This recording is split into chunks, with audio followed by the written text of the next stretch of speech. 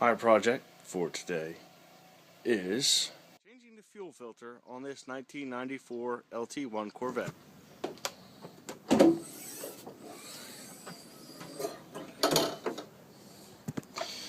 Which should be hiding somewhere down in there.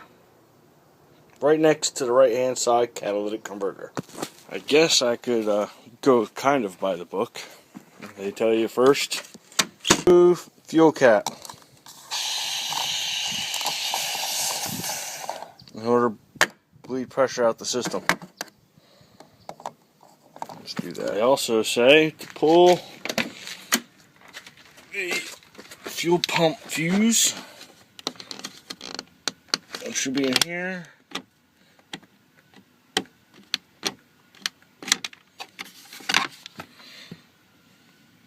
It says FP.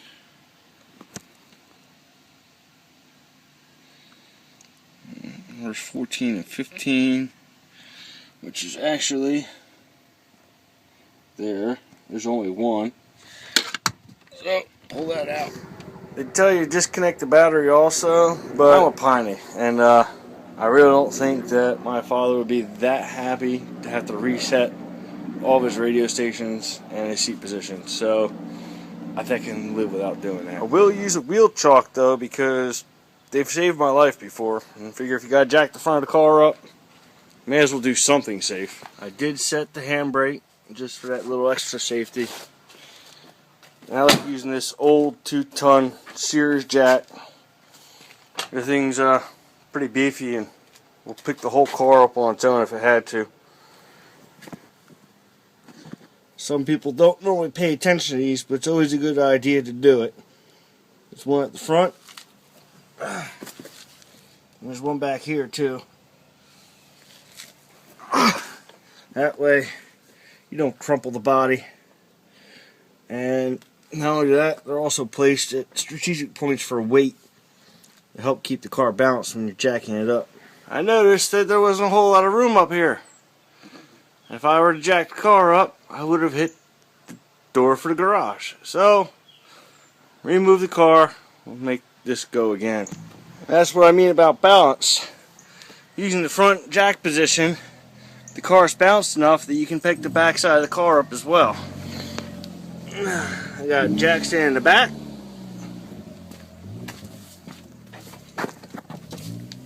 And a jack stand in the front. And the jack to help support the car. So this thing ain't coming down. Hopefully. Ugh. And hey, look, there's a catalytic converter. Focus.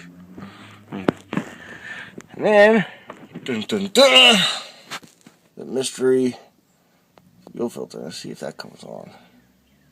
Hey, look, there it is. Fuel filter, cat. Fuel filter, cat. Now that should be a 16 millimeter, and of all things, a 13/16. But I don't have a 13/16, so I'm going to have to use an adjustable. And you just connect the other hard line. And what you do is, when you just connect from the wall, you can snake up the fuel line with the fuel filter attached. Where does that go? Right here. You can snake it out right up through there. It's not exactly the easiest thing in the world, but it works. And there's the new fuel filter. I have this cap off because that's the out, which will go here. I'll leave the other cap on until I get it under the car again. Alright, there's a fuel filter attached. We'll see if I can get this going down in. Sorry about the light not being great. These stupid compact fluorescent bulbs they make everyone just about get nowadays are awful.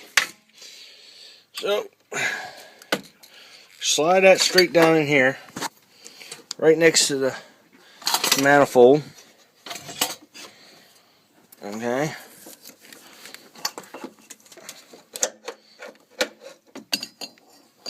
Just bring it around this way so you can slide the pipe that doesn't have the filter on it right down through that hole right there. And then once you get down to where the filter hits the framework, give it a twist so it goes back down to the hole. That was my problem. I stuck that part down too far and caught the cat.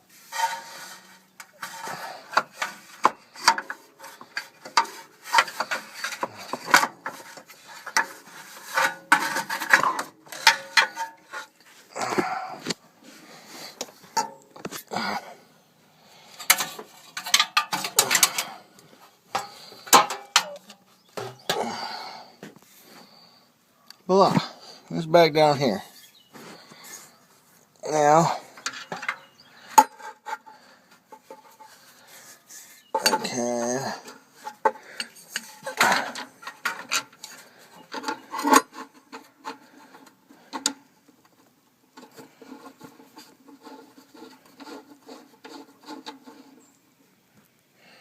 alright, I couldn't quite get the pipes to get lined up and hold the phone at the same time. So, now that's on, sort of. I think I have to realign that, make sure it doesn't get stripped out. And then just tighten it up.